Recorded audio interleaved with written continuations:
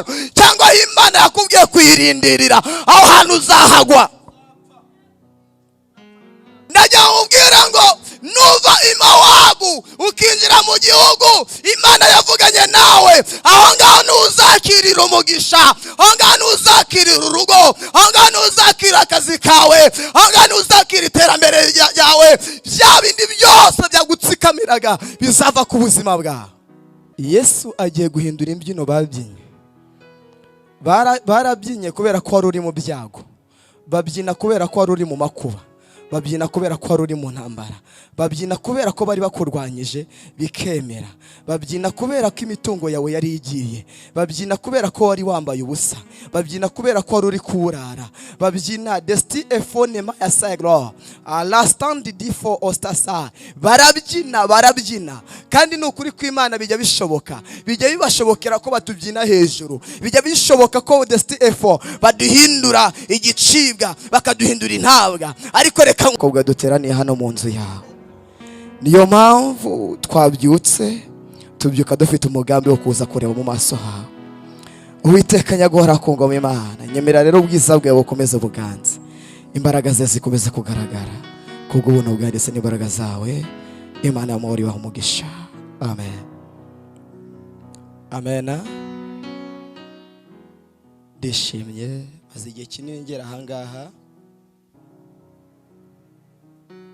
Shobora kuba ntari umusangwa, shobora kuba ntari n'umushitsi. Wanasifiwe. Ibyo byose rero biraturanye ariko bifatanyiriza hamwe ko tuzanira ibyiza. Amazina yanjye nitwa Elisee, sengera muri Master House Ministries. Pastor wanjye ni Revera Pastor Nchamor Eric. Ndi umugabo ndubatse, mfite umugore umwe n'umwana umwe, ibindi Imana iduhane umugisha.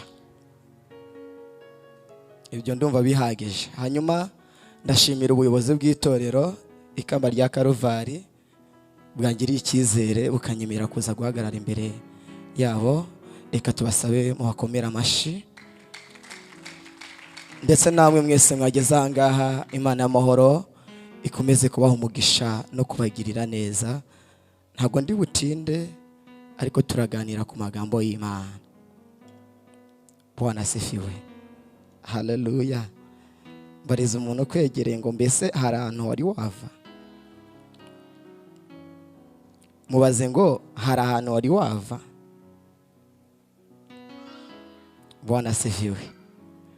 Niba rero utarahava, uyu munsi uhave mu izina rya Yesu. Haleluya. Reka twihute dusome ijambo ry'Imana muri Rusi igice cya mbere duhere ku murongo wa 11. Rusi igice cya mbere umurongo wa 11. Tuganirira aho ngaho muri uwo mwanya. Araza gusimbuka asoma uwo murongo wa 11, narangiza asimbuke yihuse etaho ahera ku murongo wa 16 agarukirize kuri 18. Bwana asifiwe. Amen. Undi musomyi mwiza nawe araza kuba turebera muri Yobu ibice 30 umurongo w'9 n'uwa 10. Yobu ibice 30 umurongo w'9 n'uwa 10. Amen. Uhageze? Reka dusome ijambo ry'Imana mu gitabo cya Rusi igice cya mbere umurongo wa 11. Yego. Ijambo riravuze ngo Naomi arababwira ati bakobwa banjye nimusubireyo. Yego. Niki kibashakisha kujyana nanjye? Hari abandi bana mfite mu nda ngo bazabe abagabo banyu.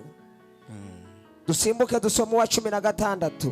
Yego. Rusi aramusubiza ati yego, winyingingira kugusiga no gusubirayo ngo ne kugukurikira. Yego. Kuko aho uzajya ariho nzajya, kandi aho uzarara ariho nzarara.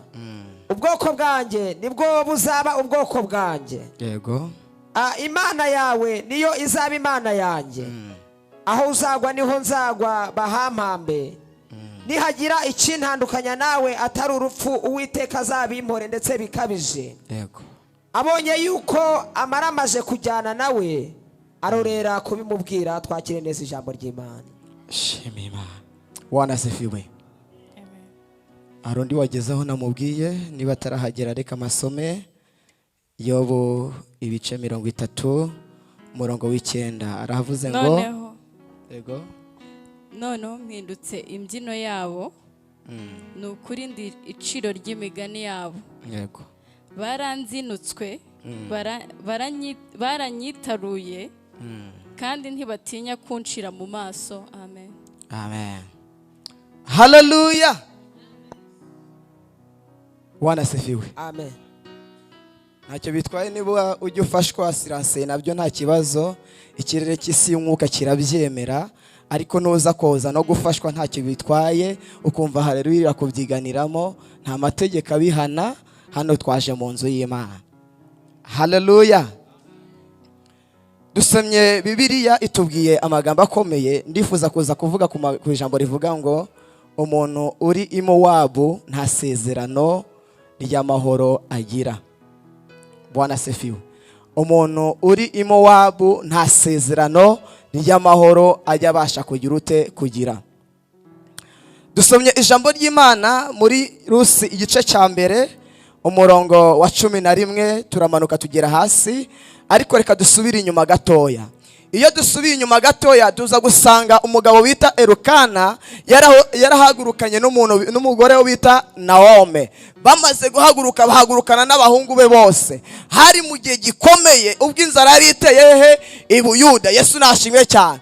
Baravuga ati noneho kugira ngo ibintu bize kugenda neza n'ubuzima buze kugenda neza tuze kubaho neza, reka turebe ahantu tuza kuba twikinze, tube twihishe iyi nzara, tube twihishe aya mapfa, tube twihishe ibi byago, tube twihishe aya makuba. Bwana asifiwe sana. Aba bantu bahaguruka ari bane. Bamaze kugera mu gihugu cy'i Mowabu baricara baratuza. Ikintu cyagaragaje yuko batuje. Bamaze gutuza desti efonema habaye ikintu gikomeye cyane. Ngaba bahungu bashaka abagore, bashaka uwo bita Orupa, undi ashaka uwo bita Rusi. Imana ishimwe cyane.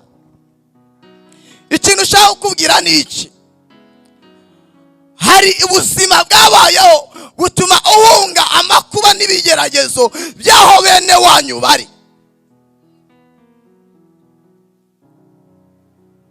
Hari ikigeragezo gishobora kuba cyaraje kigatuma wimuka mu muryango. Hari intambara zishobora kuba zaraje zigatuma usiga bene so, zigatuma usiga uwakubyaye, zigatuma desti efonema ugira ibintu usta cyangwa usiga kugira ngo ugire ute urebe uko wakiyorohereza. Mubwire ngo no kwiyorohereza. Bwana sifiwe. Barahaguruka bageze mu gihugu cy'i Mowabu. Abahungu be bashaka abagore. Bamaze gushaka abagore, umwe ashaka uwo bita Orupa, undi ashaka uwo bita Rusi. Igihe kiragera uyu mugabo bita Elukana arapfa. Bwana sifiwe. Haleluya. Igihe cyose uzaba utari mu gihugu cy'isezerano cyangwa Imana yakubwiye kuyirindirira, aho hantu uzahagwa. Ndumva nshobora kuza gufashwa.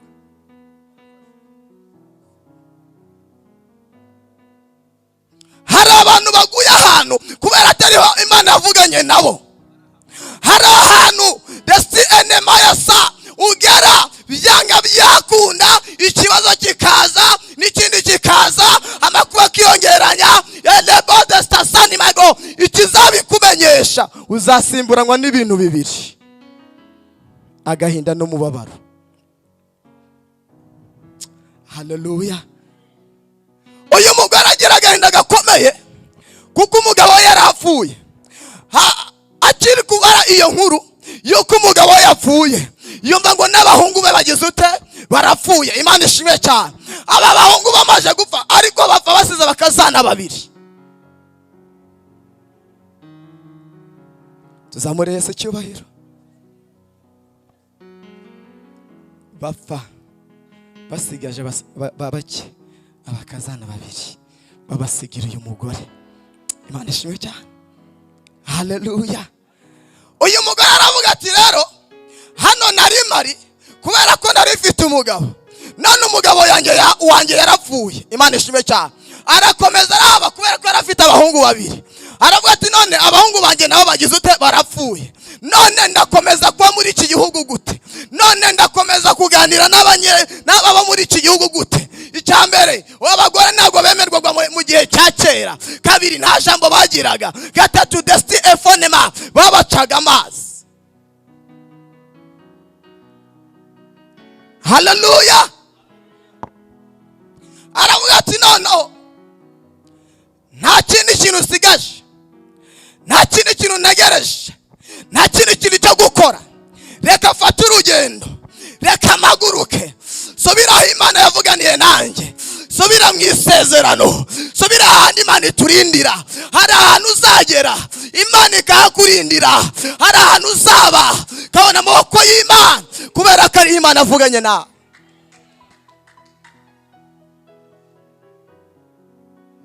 Bwana asifiwe. Haleluya. Ngo uyu mugore arahaguruka, amaze guhaguruka aragenda. Bwana asifiwe. Amaze guhaguruka ngagende ngabakazana be baramukurikira. Arabinginga cyane. Wumve ikintu gikomeye. Urabizi neza ko mu gihugu Imana itagusezeranyirijemo nta nda y'amasezerano ushobora kuhagirira. Uranyumvise neza? Mu gihugu Imana itavuganiyeho nawe ntabwo ushobora gutwita inda y'amasezerano uzabyara. Bwana asifiwe. Niyo yajyamo ivamo. Haleluya.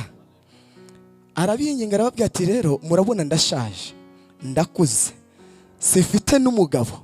Gahari wenda uyu mugabo azantera inda mbyara abana, kandi niyo nababyara. Bwana asifiwe. Niyo aba bana nababyara ntabwo bizashobokera. Bwana asifiwe. Haleluya. Ntabwo bizashoboka, ntabwo byakunda. Niyo nababyara ntabwo bahita ko bakura ngo babashake. Arabinginga cyane, abingingira kumusiga, abingingira kumurekura. Rebone malasago. Ndashaka kubwira ngo inshuti yawe uzayibona mu makuba. Inshuti nyashuti uzayibona mu bihe uhagurutse ugiye.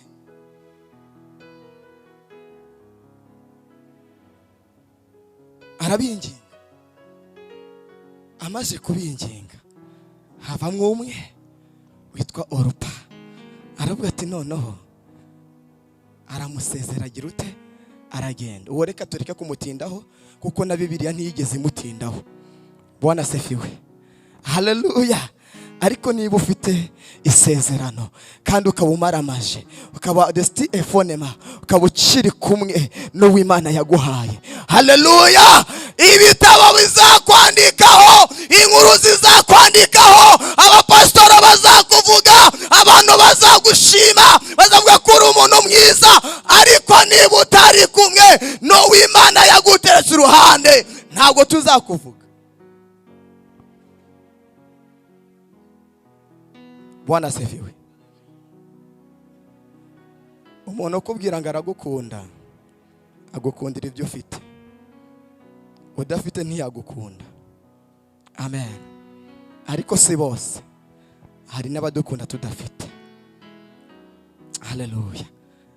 Ariko umuntu umwe, uyu mukazana bita Rusi, aravuga ati nubwo mabukwe ari mu bihe bikomeye, yapfushije umugabo we, apfusha umugabo wanjye, apfusha desti enema, apfusha n'undi muhungu we. Aravuga ati ntabwo binyemerera kumusiga, ntibinyemerera kumurekura, ahubwo nicagiye kugira ngo mufate mukomeze, kugira ngo desti efonema nazajya mbona byibuze basajya yibuka ishusho y'abahungu be.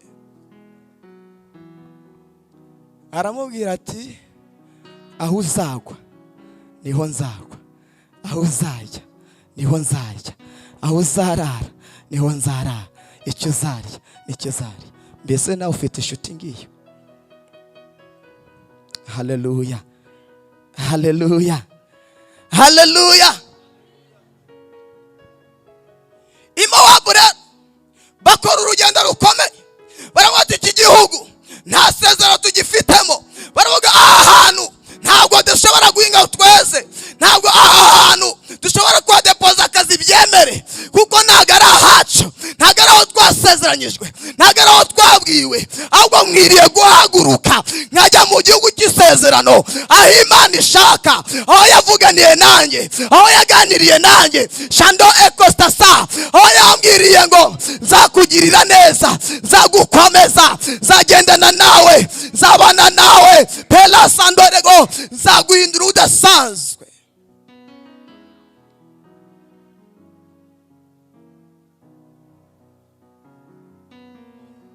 Ngikora ibidasanzwe mu gihe kidasanzwe, hindura ibidasanzwe.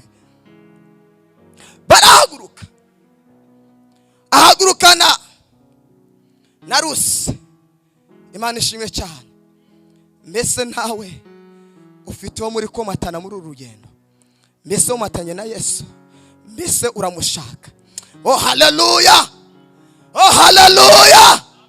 Najya ubwira ngo nuva I Mowabu ukinjira mu gihugu Imana yavuganye nawe, aho ngaho ntuzakirira umugisha, aho ngaho ntuzakirira urugo, aho ngaho ntuzakirira akazi kawe, aho ngaho ntuzakirira iterambere ryawe, bya bindi byose byagutsikamiraga bizava ku buzima bwawe.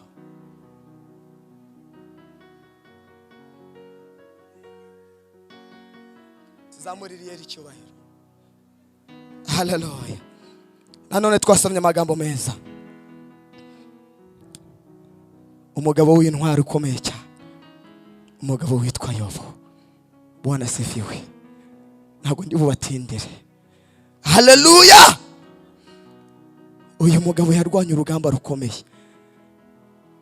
Uyu mugabo yarakiranutse, agera ku rwego Imana imuvuga ati, mbese abonye umugaragu wanjye Yobu, uwo nishimira, uwo nahamagaye, uwo natoranyije, unyiranukira, kanyiranukira ku manywa, kanyiranukira nijoro, akanyiranukira atunze, akanyiranukira adatunze. Bwana asifiwe. Haleluya. Imana imuvuga neza. Haleluya. Ndajya nkubwire ngo nukora neza Imana izakwirata. Bwana asifiwe. Nukiranukira Imana, Imana izagira ute? Izakwirata. Uyu Yobu yageze ahantu hakomeye, yandika ijambo rikomeye ubwo inshuti ze zari zimuhagurukiye.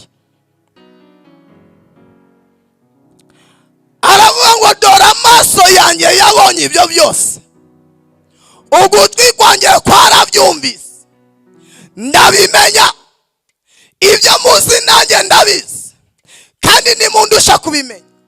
Ese ubundi ninde ukurusha kumenya ko uri mu makuba? Ninde ukurusha kumenya ko ufite ikibazo? Ninde ukurusha kumenya ko ufite intambara? Ninde ukurusha kumenya ko ufite ibikugoye? Reka mubwire inshuti mwene data, hari ibintu biremereye ubuzima bwawe, ariko abantu ntibatuze. Hari igihe desti enema abantu bajya badufatira mu rwaho, bakabona ibigeragezo biza, bakabona amakubaza, bakabona intambara ziza, ifu zikaza, bakadusi enema, bakaduhindura imbyino. Ku musozi utuyeho hari baragutaramye. Bwana asifiwe. Haleluya, haleluya, haleluya. Ariko humura, nkuzaniye ijambo ry'ihumure. Hariya bakuvugiye ari amagambo yose, ni Imana igiye kwigaragariza, ni Imana igiye gukorera, ni Imana igiye gutabarira, ni Imana igiye gukiriza. Oh haleluya. Kuri ubwo burwayi ni Imana igiye kwigaragariza, kuri iyo dani ni Imana igiye kwigaragariza.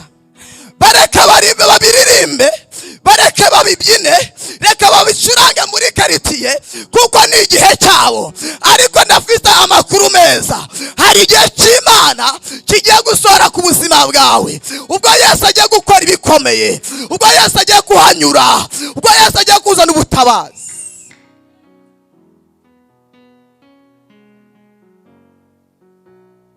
baragutaramye kubera abana. Haleluya. Baguhinduye imbyino, barakuvuga kubera ibibazo uri kunyuramo. Humura, hari Yesu ugiye kukurokora, hari Yesu ugiye kukurengera, hari Yesu ugiye kugutabara, hari Yesu ugiye kukuvuganira, hari Yesu ugiye kukwitaho, hari Yesu uje mu kibazo cyawe, hari Yesu uze mu ntambara zawe, hari Yesu uje mu byari bikuruhije. Lestandemo bayasego Abisiraheli bageze ku nyanja itukura, bahageze bagira ubwoba, bahageze baratinya, bahageze destasai my God. Ariko depi estasa Imana ivugana na Mose, iramubwira ati ufite iki? Aramubwira ati ufite inkoni. Aramubwira ngo desti enema. Iramubwira ati noneho rambura hejuru y'inyanja. Imana igiye kurambura ukuboko kwayo ku buzima bwawe, ku bibazo byawe, ku ntambara zawe, ku byifuzo byawe, byari bikugoye, byari bikuboshe, byari bikuremereye. Leko tandima ya sego. Ndabona Imana igera mu ngo zanyu. Ndabona Imana testandima ya go yambutsa abantu. Ndabona Imana soza isezerano. Kala sando de Costafa Salai enema Shalabome Costasa Lest enima ya sando de gro Lest sando de cofast enema. Imana ikijije kanseri muri iri teraniro. Imana ikijije kanseri muri iri teraniro. Lekosti dibo ostanseki diba. Iramubwira ati rambura, rambura. Ntabwo ari igihe cy'ubwoko bwanjye bugiye gupfa, ahubwo ni igihe ngiye kuburokora, ni igihe ngiye kubutabara, ni igihe ngiye kuburengera, ni igihe ngiye kuwukura mu kibazo, ni igihe ngiye kuwukura mu makuba. Shali eko tani bagra. Imana yumvishe gusenga kwawe, imanukanye ubutabazi.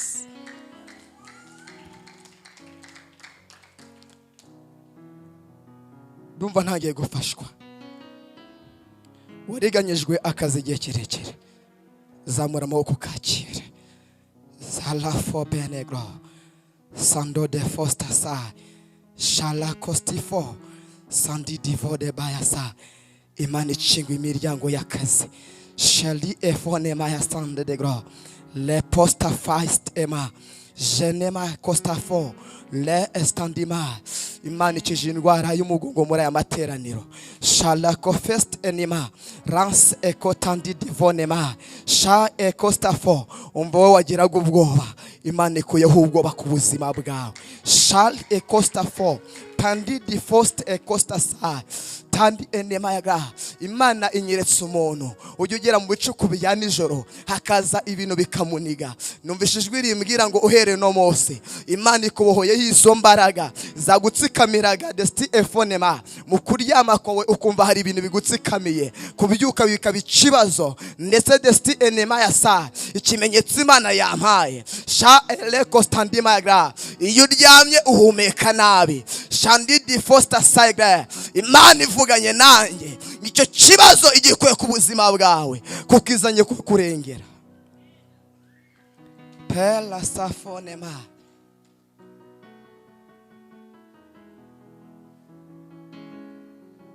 Hallelujah. Yabo aravuga ati ngeze mu gihe abantu baminduye imbyino, ngeze mu gihe abantu badesti efonema gihe cyo kuririmbwa, ngeze mu gihe imitungo yanjye yaragiye, amakuba yaranyegereye, abana banjye barapfuye, testi efonema yasaye, kandi ibyo nari nunze byose nabyo ntabwo nyibifite. Sha alafonema shalego enema yasaye tend any first ever. Reka mvugana n'umuntu ufite keredi, hari Imana yishura keredi. Tale enema yasaye. Yobu aragera muri iki gihe ahura n'ibihe bikomeye, ahura n'ibihe bikomeye. Inshuti zimuvaho, abantu bamuvaho, aho basange bamuvaho, bamuhindura imbyino, bamuhindura imbyino, bamuhindura imbyino. Birashoboka ko ubukwe bwawe bwapfuye baguhindura imbyino. Bwana asifiwe. Ikigeragezo utinzemo cyatumye ababisha bawe baguhindura imbyino. Oh, haleluya!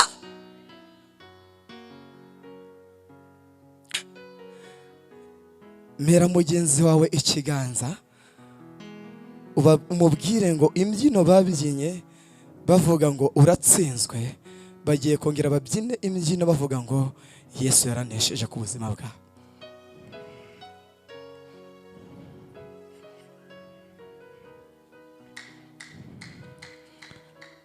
Yesu agiye guhindura imbyino babyinnye.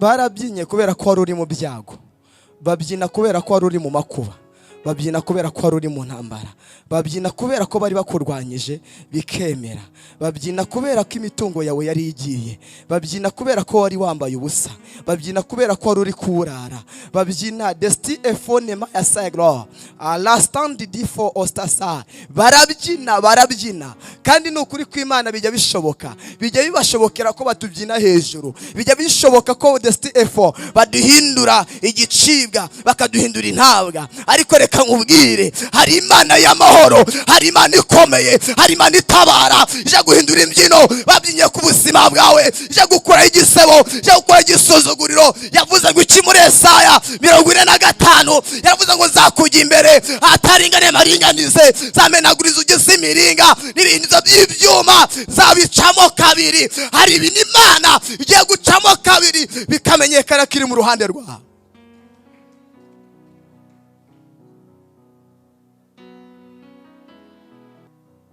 Bwana asifiwe.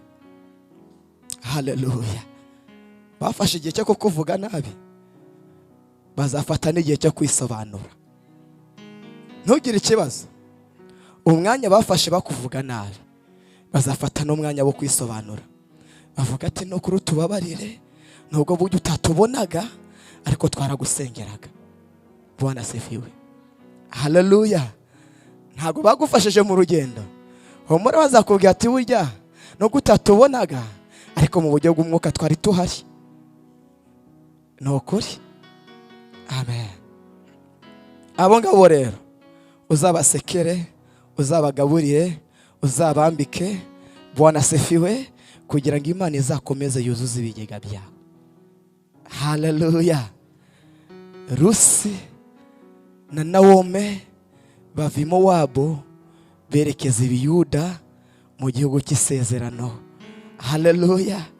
Bagezeyo tugiye kubivuga byaba birebire, ariko mwibuke ko uyisekuru Yesu yaturutsemo nicyo Rusi yabarizwagamo. Bwana asifiwe. Haleluya. Reka vuge ngo Imana y'amahoro ibahe umugisha kandi bagirire neza, irushaho ko bagurira imbago. Reka mbase muhaguruke dusenge. Amen.